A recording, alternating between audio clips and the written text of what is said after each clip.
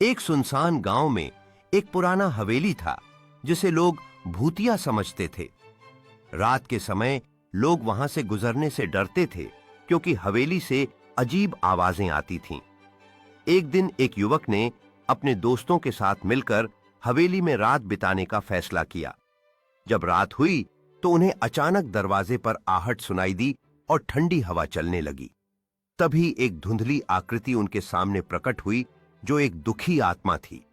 उसने बताया कि वह अपने अधूरे काम को पूरा नहीं कर पाई थी और उसकी आत्मा वहां बंधी हुई थी।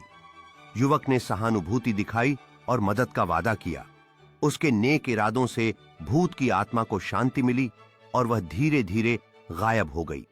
उस रात के बाद हवेली में शांति छा गई और गांव वाले फिर से वहां जाना शुरू कर दिए। गांव के लोग हवेली की ओर धीरे धीरे बढ़ने लगे, लेकिन अब डर के बजाय उनके चेहरे पर मुस्कान थी। एक बूढ़ा गांव वाला जो जन्म से इस हवेली की कहानियों को सुनाता आया था, आग के पास बैठकर बच्चों को बताने लगा कि कैसे एक युवक ने आत्मा की मदद की।